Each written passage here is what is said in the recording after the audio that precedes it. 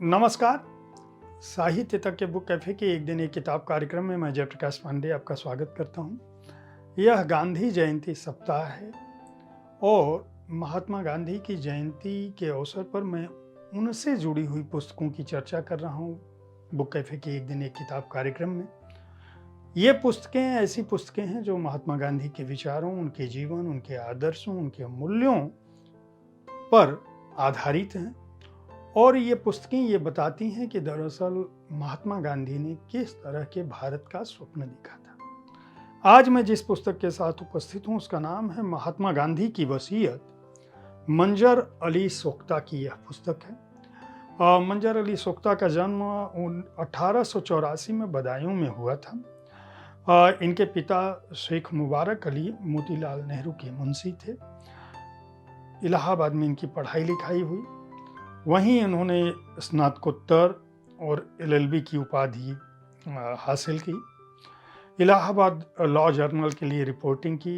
1914 में वकालत शुरू की और ये उत्तर प्रदेश में होम रूल लीग की स्थापना करने वालों में शुमार थे। पंडित सुंदरलाल, पंडित जवाहरलाल नेहरू और मंजर अली सोख्ता, जिनको संयुक्त मंत्री बनाया गया था। असहयोग आंदोलन में उनकी अपनी भूमिका थी। गांधी के साथ यरवदा जेल में बंद थे और ये वह व्यक्ति थे जिन्होंने महात्मा गांधी को उर्दू सिखाया था। गांधी जी के आह्वान पर भारत छोड़ो आंदोलन में हिस्सा लिया था। उन्नाव, नैनी और बरेली जेल में बंद रहे थे और हिंदू मुस्लिम एकता को लेकर और जो सांप्रदायिक समस्या थी उस दौर की, उससे लगातार जूझते रहे।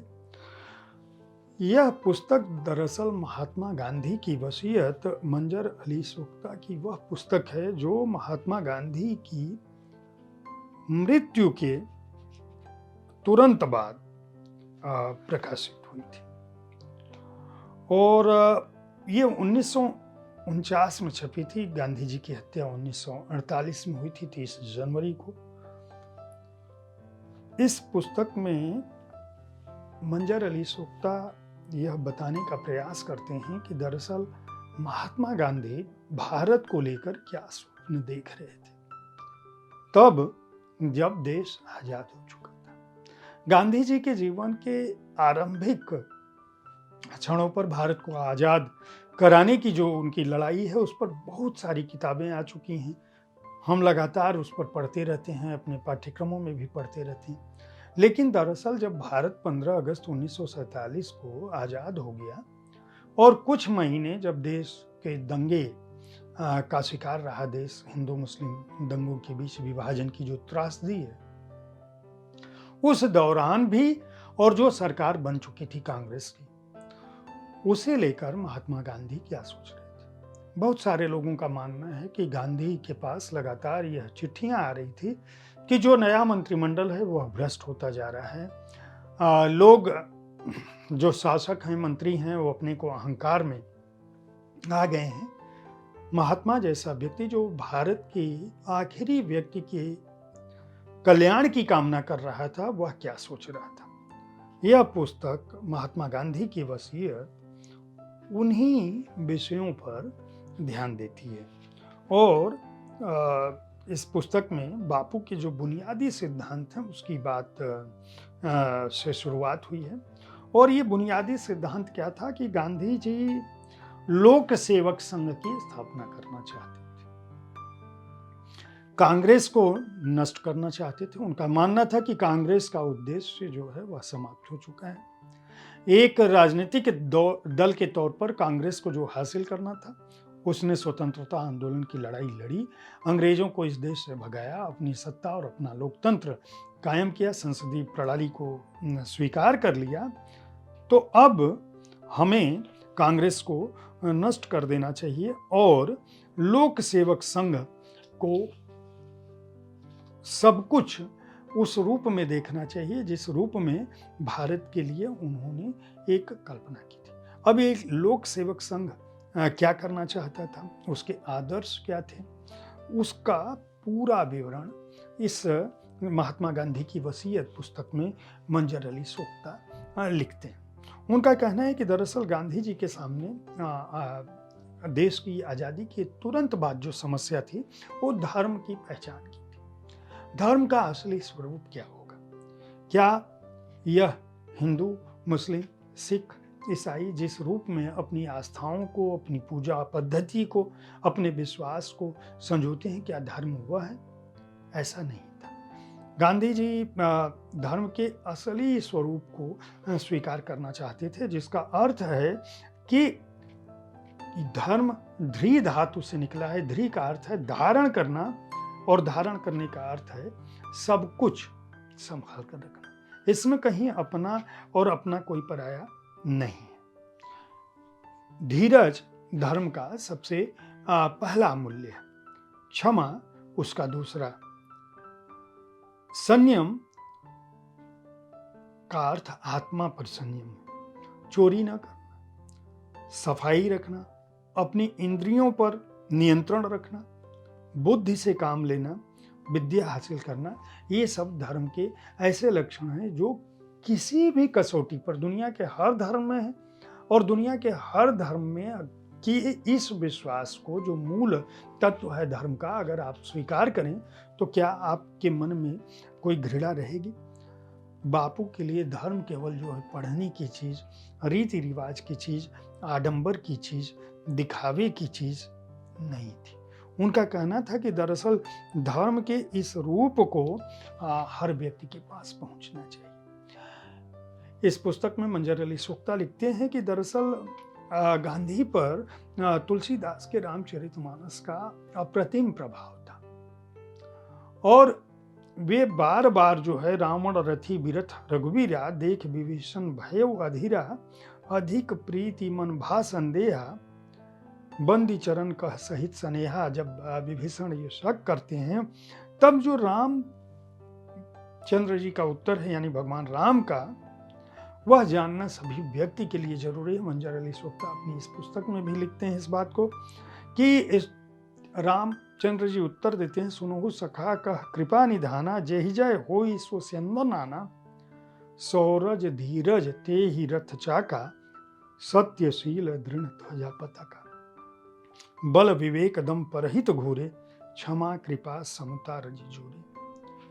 उनका कहना है कि जब धैर्य हो आपके पास, सत्य हो, शील हो, दृढ़ता हो, शौर्य हो, तो बल हो, विवेक हो, शक्ति हो, क्षमा और कृपा की भावना हो, तो आपको कौन व्यक्ति पदच्युत कर सकता है। महात्मा गांधी आत्मबल पर ध्यान देना चाहते थे। ये जो उनके बुनियादी सिद्धांत बापू के हैं, लोक सेवक संघ की स्थापना पर जोर देने की वजह उनका उल्लेख करते हैं।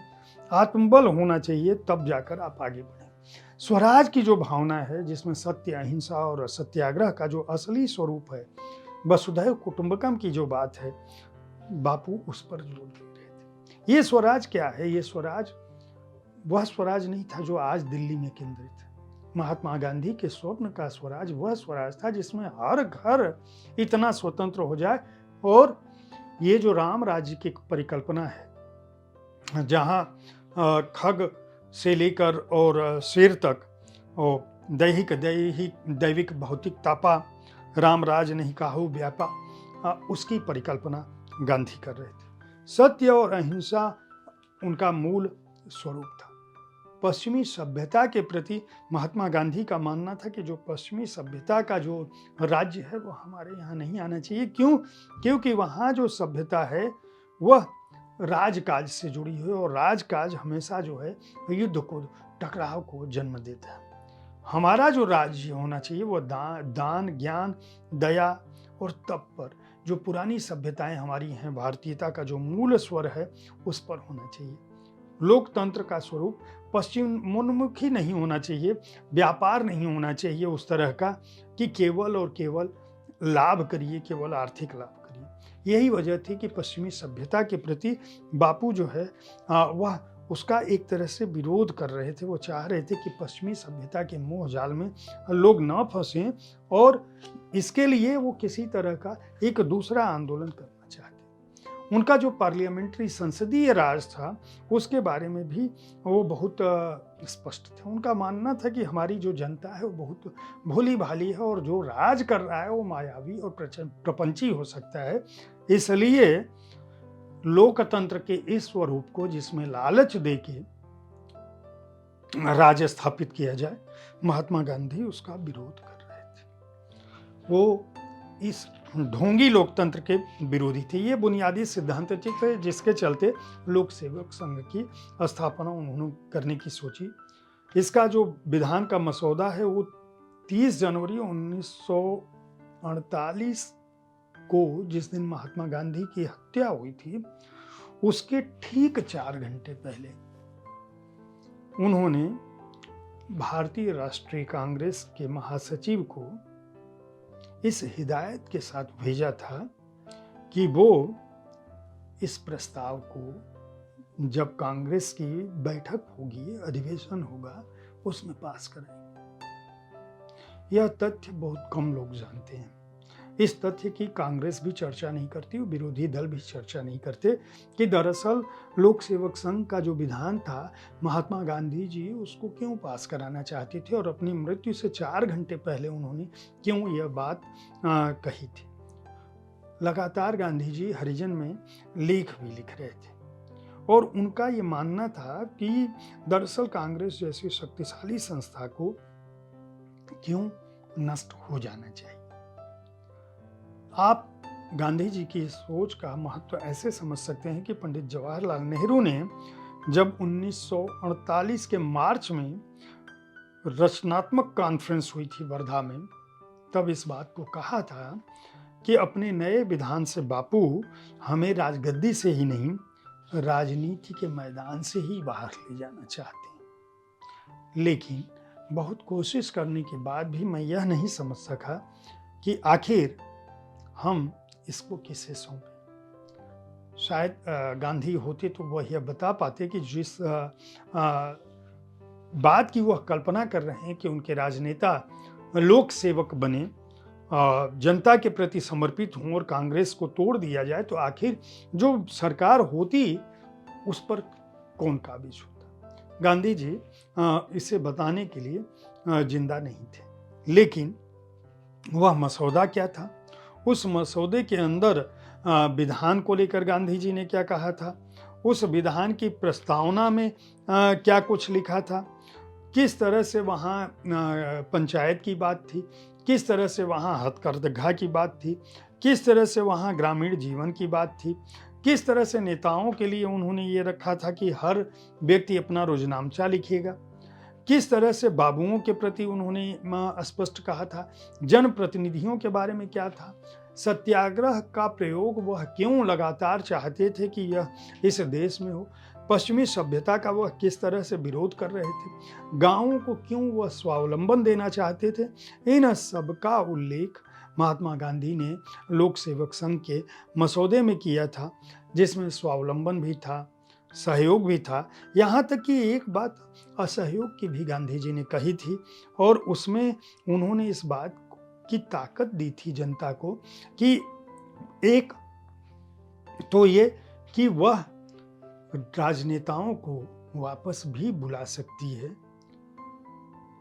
गांव के लिए वो स्वतंत्र इकाई होगी, हर व्यक्ति स्वावलंबी होगा, हर गांव स्वावलंबी होगा, जो सरकार होगी वो बराबर का अधिकार देगी। ये नहीं है कि दिल्ली की सत्ता, हमने कहा कि संसद में बैठे हुए लोग महान हैं और भारत का प्रधानमंत्री सबसे महानतम व्यक्ति है। महात्मा गांधी जी अपने जीवन के आखिरी घंटों में लोक सेवक संघ के मसौदे में इस बात का उल्लेख करते हैं कि भारत का कोई भी प्रधानमंत्री दरअसल प्रधानमंत्री है ही नहीं। अगर उसे सत्ता का अहंकार है तो इस आज़ादी की परिकल्पना महात्मा गांधी नहीं कर रहे थे। गांधी जीवन के आखिरी क्षणों में भी आत्मा की ताकत पर बल दे रहे थे। गांधी जी की यह वसीयत, महात्मा गांधी की वसीयत जो मंजर अली सोख्ता ने लिखी थी, यह पुस्तक अपने आप में इसलिए महत्वपूर्ण है कि यह देश की आज़ादी के बाद गांधी के स्वप्न को देखती है।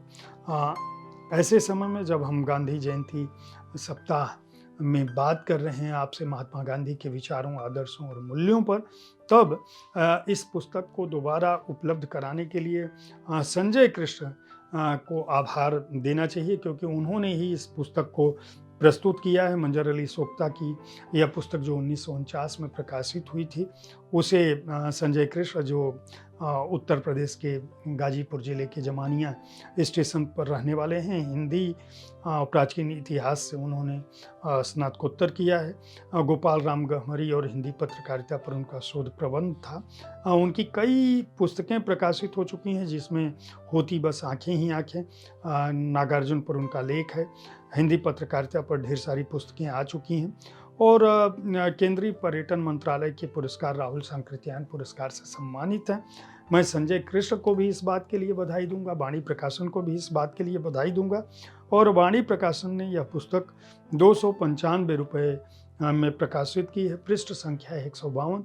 हर भारतीय को महात्मा गांधी की इस वसीयत को पढ़ना चाहिए, इसलिए भी कि आप यह जान सकें कि गांधी को गाली देना आसान है, इस देश के लिए जो उनके स्वप्न थे, उन स्वप्नों से उबर पाना आपके लिए, उनके विरोधियों के लिए, उनके समर्थकों के लिए, किसी के लिए भी उतना आसान नहीं है। एक बार फिर मैं गांधी जयंती के अवसर पर आप सभी से उनके आदर्शों को अपने जीवन में अपनाने का अनुरोध करता हूँ और कल ठीक इसी समय ऐसी ही किसी एक पुस्तक के साथ फिर मिलूंगा। देखते रहिए साहित्य तक। धन्यवाद।